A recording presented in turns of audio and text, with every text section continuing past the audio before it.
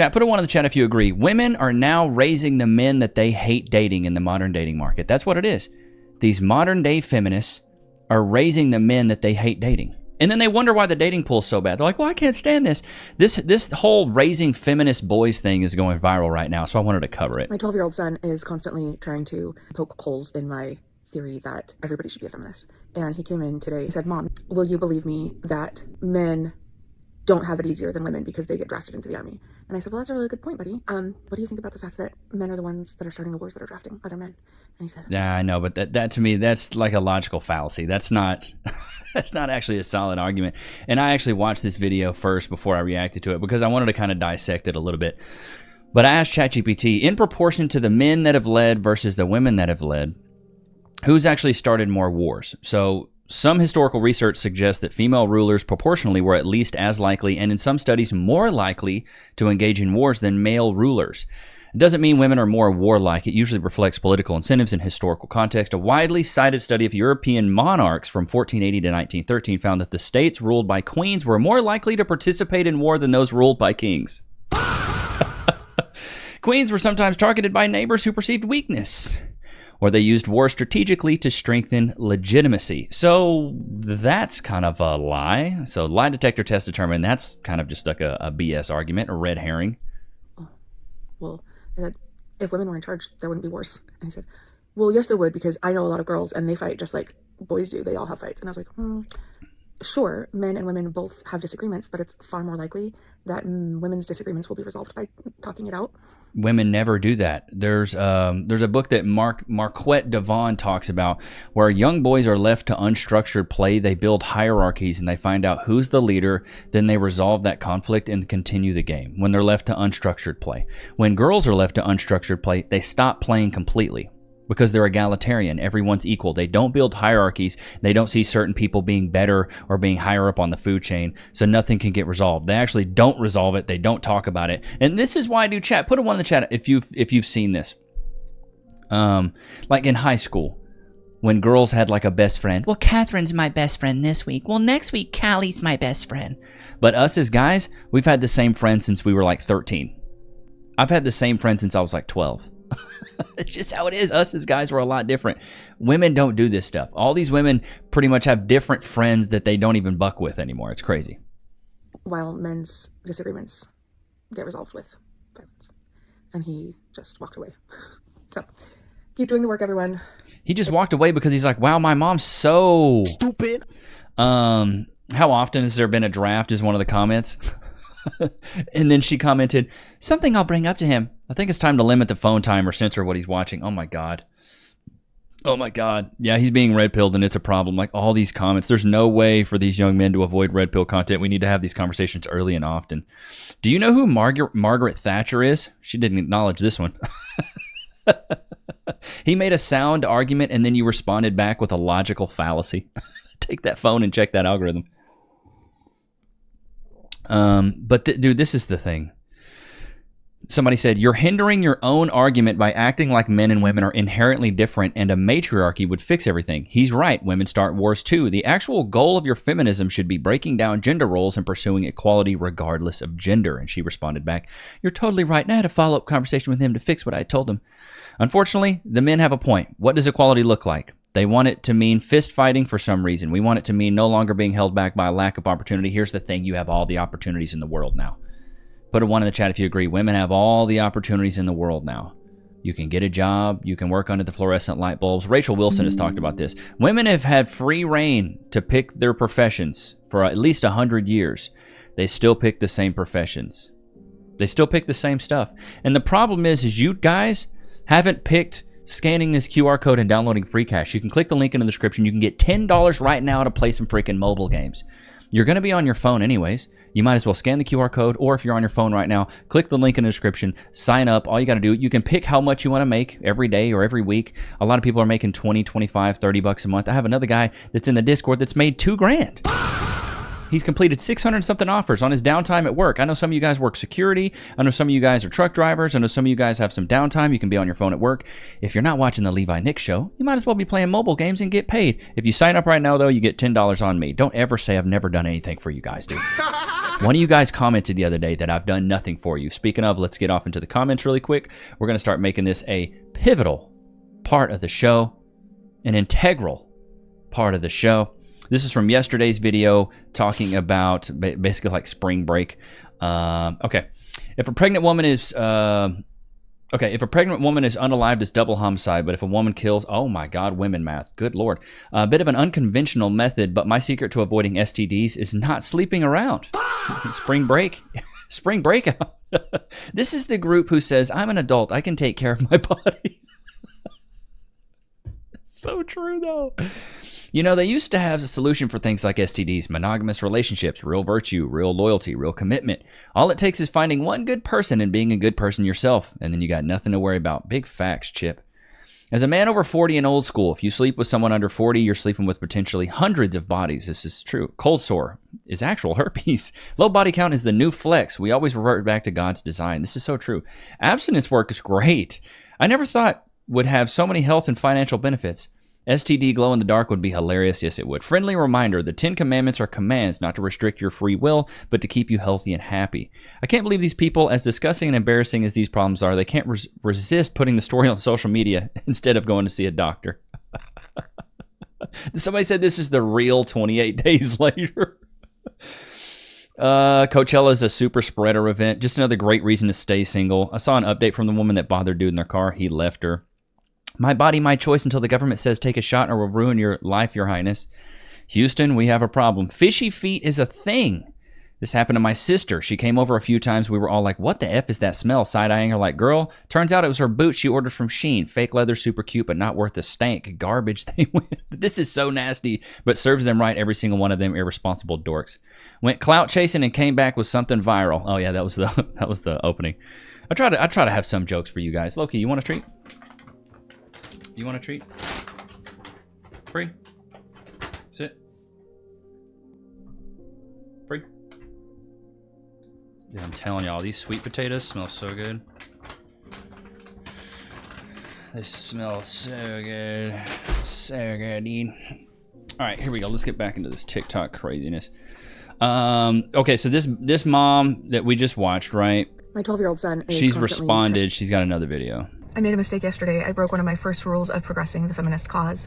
My personal brand of fighting for feminism right now is trying to get as many men as possible on board with feminism, believing Ew! We're going to dive into why feminism's trash. I'm going to have Rachel Wilson kind of explain it because she's better at it, but good Lord. It's real, and helping use their privilege under the patriarchy to burn down the patriarchy and rebuild something more effective.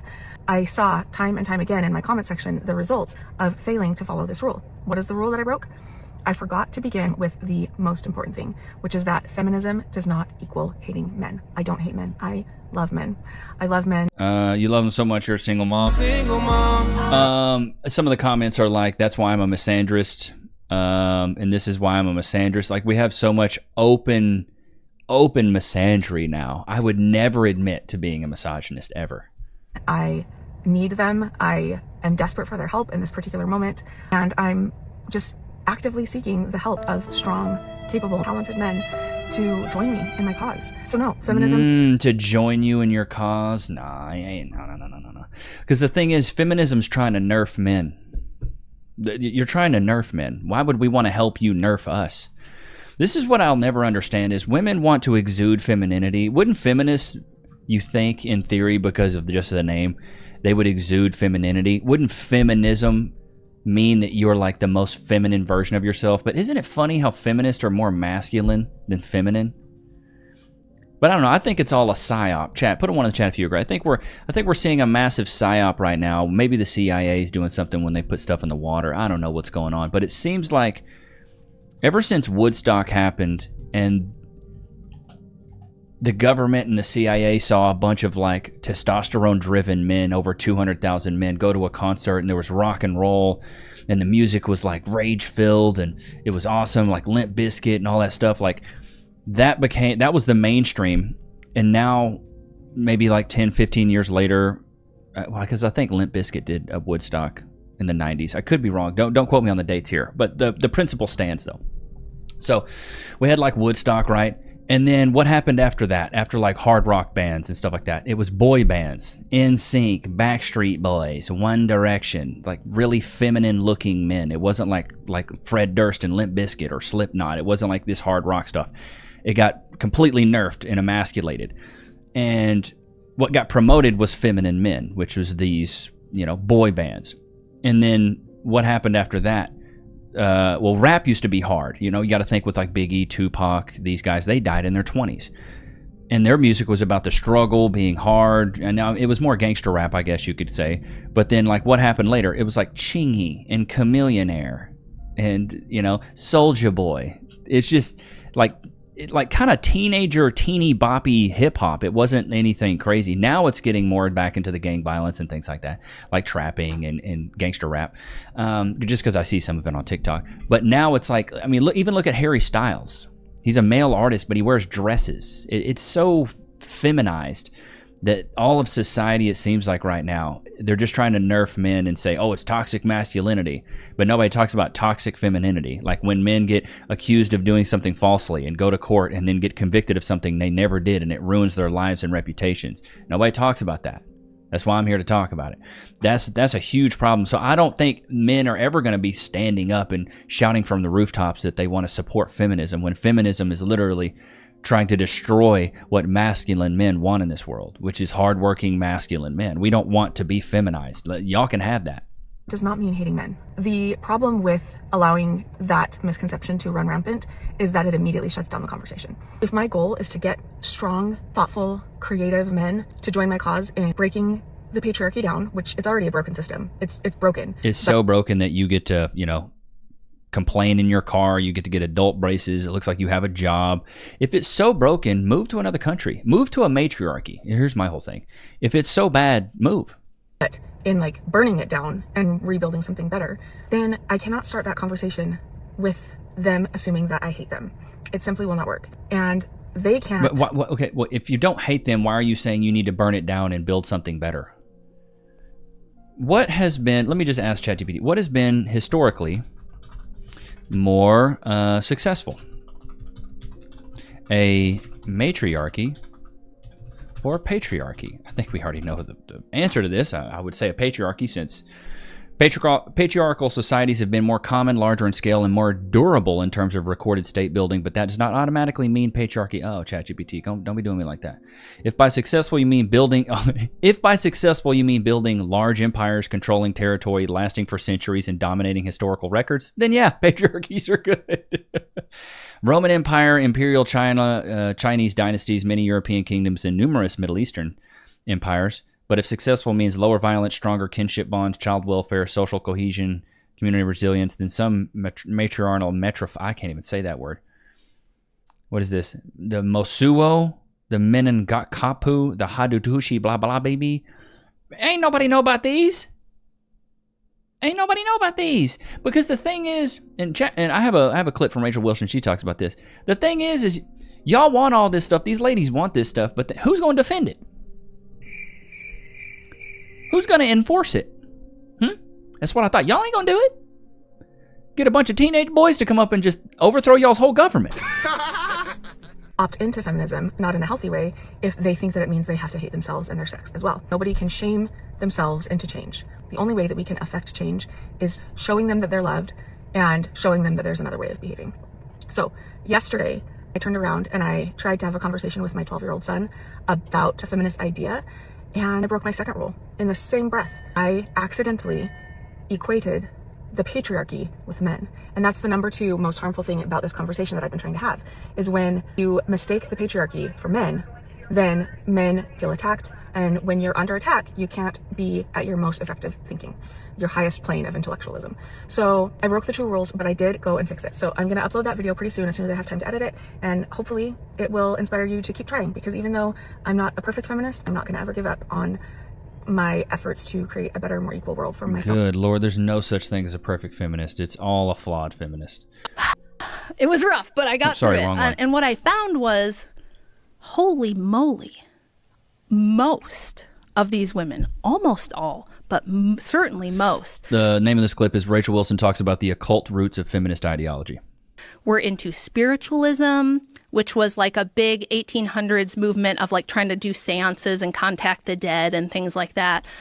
Theosophy, which combines like Eastern occult practices with like other Western traditions, ancient goddess worship, New Age stuff, and even Satanism and Luciferianism. In fact, in my book, I cite a book that's a PhD thesis by a professor from Norway. His name's Per Faxneld. I don't know if that's the way you pronounce it, but that's how it's spelled, P-E-R.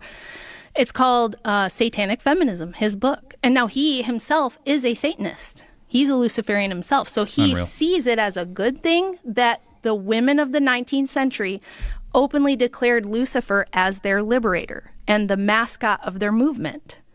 Now, you would look back and think these were Christian women because they were in like New England and stuff in the United States, Puritan communities and things like this.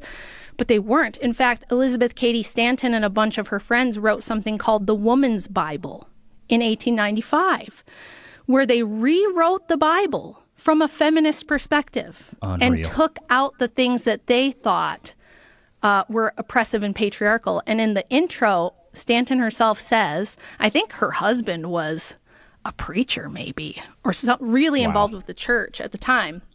But she said, I don't believe that any man has ever heard anything from God. I don't believe the Bible is divinely inspired. I think all of Christianity was made up specifically by men to oppress women. That's my personal belief. She was more of like a proto-New Ager. She believed in like this monism stuff.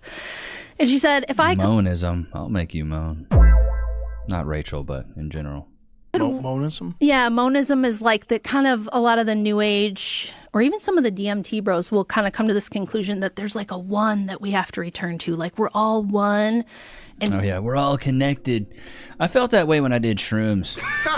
I really did in college. I did shrooms and was like, oh, we're all connected. And I was all about inclusivity and like we're all one. Everyone needs to be involved. And I was like so about it. And I was like, you need to stop being a dirty hippie. All right. Honey, this is the reason why feminism didn't become a thing until the last 100 years, because technology made and maintained by men is the only thing that allows you to believe you don't need men. Do you get that? Wait. You're Do you trying to get put, that? Okay, what is your point? My Rachel? point is that your belief in women's rights, you have to ask the men to guarantee your rights. Any rights you have are granted, guaranteed, and enforced by men only. Fantastic. And the minute they don't want to do that anymore, you don't have them. Does it make it right? I don't. Does it make it right? Logical fallacy, moving the goalposts. I saw this and this hurt my heart here. As being a new parent, this one hurt my heart. So this one, sorry, Chet, you can't really see the little Lokesters back there. Somebody was like, can you make his screen 33.333% bigger? I can't.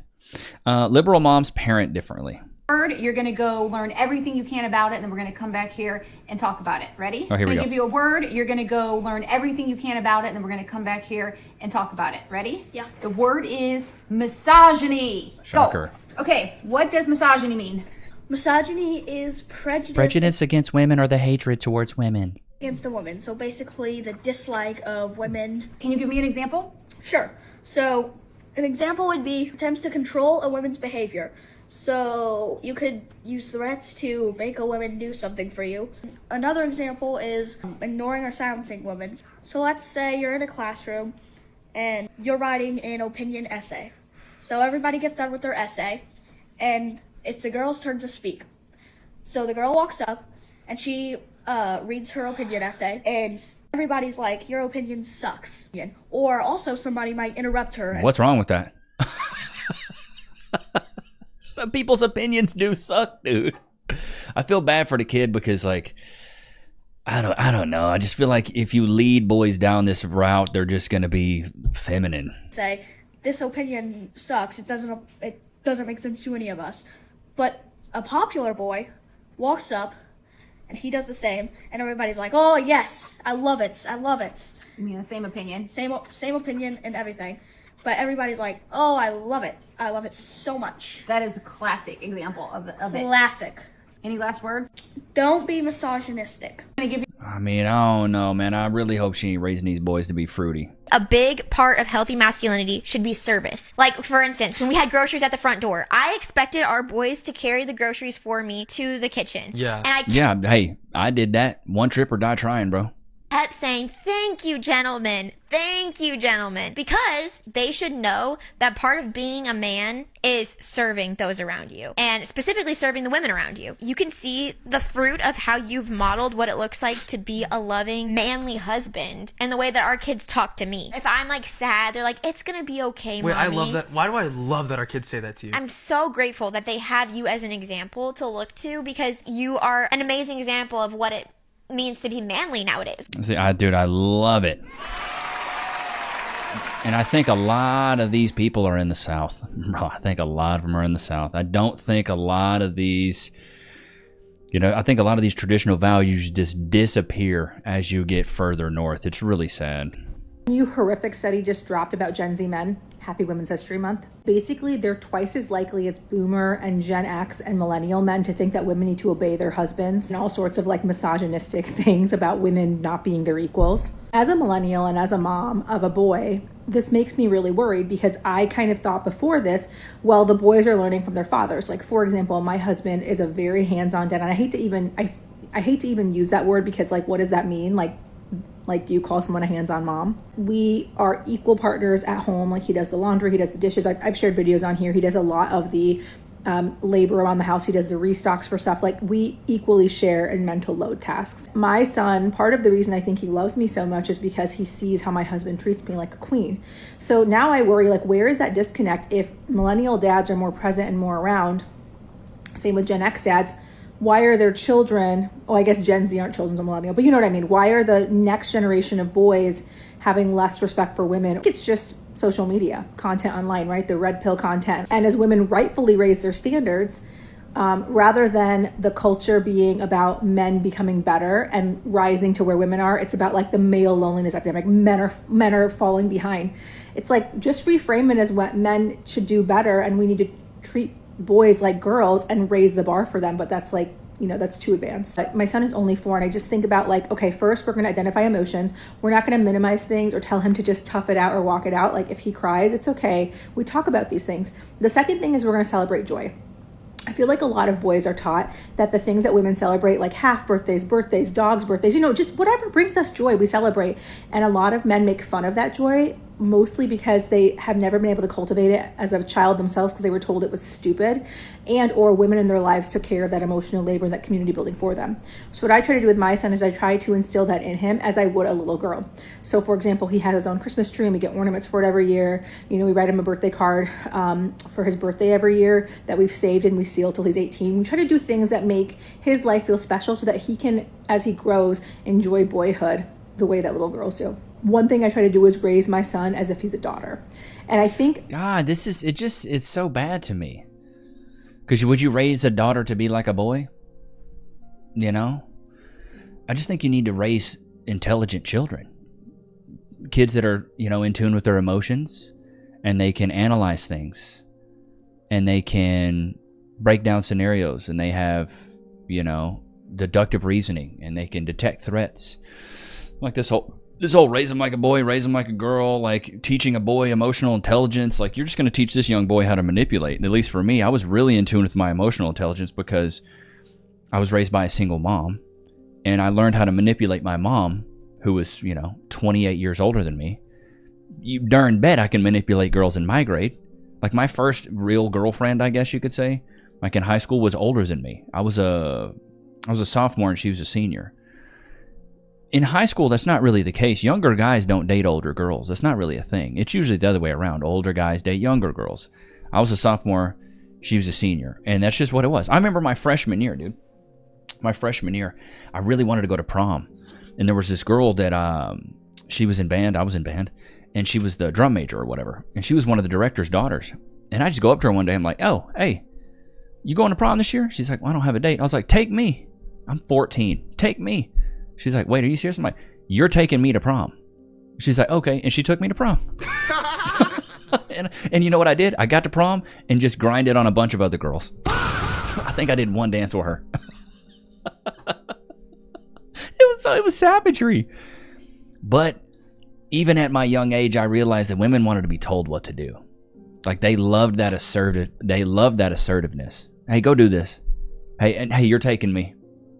And I just led a horse to water, and then she drank. It was crazy. But I learned that at a very early age, that if you wanted to get a woman, you kind of had to be forceful. Not forceful in the regards of like forcing yourself on her, but you had to really be super transparent with your intentions and what you wanted out of the situation. And I was like, I learned this at a very early age because my best friend at the time, he had a brother that was 3 years older, so he was putting us on mad game. And then he had another brother that was 3 years older than him.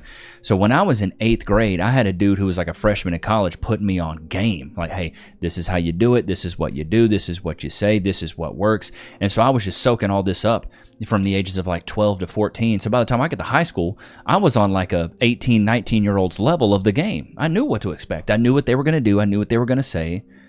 I knew how they were going to act. And they're like, just be completely blunt with these women, and they're going to respect it. Like, don't beat around the bush. Don't try to be their friend and then get in their pants. Like, just immediately be like, hey, I like you. I think you're hot. Like, I want to hook up with you.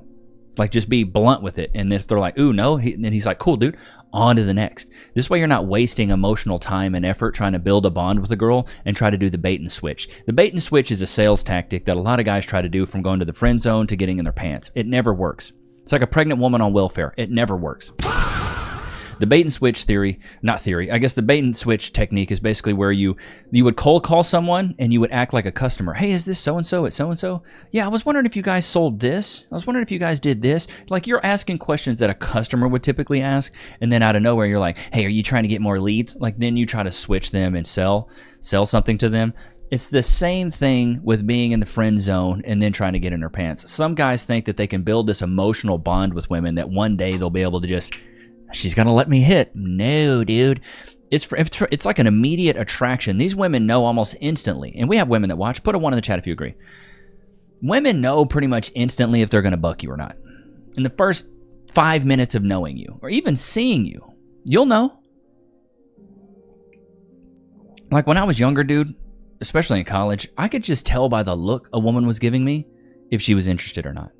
Like if you like look over at her, she's looking at you, you keep doing your thing. You look back, she double takes, triple takes, bro. Triple takes. You might as well just walk over right now, go back to the dorm room. It's that simple. Women know really quickly, because they're so selective, and you have to hit so many criteria automatically off rip. And then if you open your mouth and you're funny, brother, it's game over. That's why personality matters a lot more. That's why I tell men, work on your personality first, because your body can change in 6 months. You can go to the gym and have a completely new body in 6 months. But your personality is something that takes a long time to build. If you're introverted, you want to learn how to be extroverted, you have to do a lot of exposure therapy and just like approach people, cold approach women, cold approach men. Like I have guys ask me, Levi, people call in all the time. Levi, what can I do to get more girls? I'm like, how many girls have you talked to this week? Well, none. How are you going to get better? You have to do it. It's the only way you're going to get better at something is if you actually, it's like going to the gym, dude. I was at the barber shop yesterday. I got a shout out to my barber, dog. I didn't fix my hair good. It looks like crap, but you guys get it. Anyways, I was at the barber shop, and my barber was talking about he went to this barber convention. And he was talking to the other barbers, and they were talking about content creation. And my barber knows what I do. He's like, he's a YouTuber. He's like, oh yeah, he's a YouTuber. He's famous on YouTube. I was like, hey, slow down. I'm not famous. Anyways, these guys were like, oh, okay, well, what's your channel about? And so I was telling them, and they're like, well, how do I grow a channel? And I was like, post every day for a year, and it'll change your life. And they're like, that's all you got? I was like, I mean, I could put you guys on other game, but that's the first step. Post every day for a year. And they're like, God, that's a lot. That's a lot. I was like, go check my communities tab. And they're like, oh my God, they saw how much I make. And they're like, okay, maybe I can do that. Like, it gives them so much motivation. The only thing I don't like about telling people how much I make on YouTube, especially when they're asking about insight about content creation and wanting to do it, is that they're chasing the money. And if you chase money, it runs. If you attract money, it comes to you. And then I have to follow up with them and say, hey, I posted every day for 9 months before I made any money. And they're like, God, 9 months? It's like 100. I was like, it's like 180 days. It's like, could you do something for 180 days? And just be cool with it and have no clue if it's going to work for you? Could you do that? And a lot of people don't. They don't want to do it. But everybody's like, I want to do content creation. I want to do YouTube. But then they don't want to work. I want to be in a relationship. I want to have a beautiful family, but they don't want to approach women. What? Anything worth having is worth working for, bro. And like with Cass, it was way out of my league. She's super hot. Even like when I first met her, she was, Jesus, she was so hot. She was like a model body. We went out one time for like I think it was a July 4th thing. We were on a boat, and there was these guys on another boat coming up to Cass and be like, hey, would you be interested in being like a bottle girl or like a swimsuit model? Like approaching her to be a model. Cass was like, no, I'm good. It's like, thank God. Could have lost her. But no, she's like banging body, banging personality, super funny, easy to be around. And then I'm super blessed now because like, and my whole thing with people being like, well, women are oppressed and how dare you gonna serve your husband? I serve them bills up every month. Bills are paid. So I think the way you approach it, though, with a woman showing you servitude is a big thing, right? If you're like, get in there and make me a hot plate, woman, that's just rude to anybody. You wouldn't tell a chef to do that. You wouldn't tell a waiter to do that. You know, so when Cass makes me a good meal, I tell her I appreciate it. And I'm like, man, this is good. I can taste the love in it. Now, she doesn't make bad food. But even if she did, I'd tell her I love it. I'm not going to sit there at something that she worked hard on and be like, this is trash. You know, she put her sweat and tears in there. Blood, sweat, and tears. And I'm just so appreciative now that I'm able to provide that life for her, because a lot of guys don't have the luxury of being able to pay all the bills and then a woman stay home. It's expensive, dude. It's so freaking expensive. But I always tell you guys there's hope. Because when I met Cass, she was paying 95% of the bills. I was a broke. I was paying maybe 5%, and then it went to, 70-30, and then 50-50, and then 60-40, and now I pay 100% of the bills. It took a long time. She stayed down for me while, like, she saw that I had potential, and she's like, I just knew you had something. I knew you had it, and I knew you would figure it out. I didn't know how long it'd take, but she's like, I was down for that ride with you. And I'm like, God, that's why I love this woman so much. And that's why I say there's always two options when it goes to getting a relationship, right? You can either both meet each other as peasants, and you can build the kingdom together. You're a king, she's a queen, and you reap the benefits of your spoils. The other route you can take is you become a king on your own fruition, by yourself. And then you get you a queen that's kind of like a princess, and then you share her amongst your concubines. Never give a woman loyalty unless she's been down with you when you had nothing. I just can't, like if Cass met me now when I'm doing well, and I pretty much just gave her all my loyalty, I'm like, but you weren't there when I was in the trenches. Why would I give you any of that? I would expect it from her still, but why would, that loyalty stuff is earned. Like, you can pay for love, but you can't pay for loyalty. Like, if the poo hit the fan, I knew Cass would be there. I know Cass would be there because she could always go back to work. And sometimes we joke like, I don't know, you might have to go back to work. And like, but she's not going to. She's going to stay raising baby Nichs. Ain't that right, Lokes? Ain't that right, buddy? Aren't you just such a good boy, yeah? He doesn't care. But I hope you guys enjoyed today's episode. Don't forget to like, comment, subscribe. It's good to have you guys out, man. Until next time. Peace. Levi Nichs Show.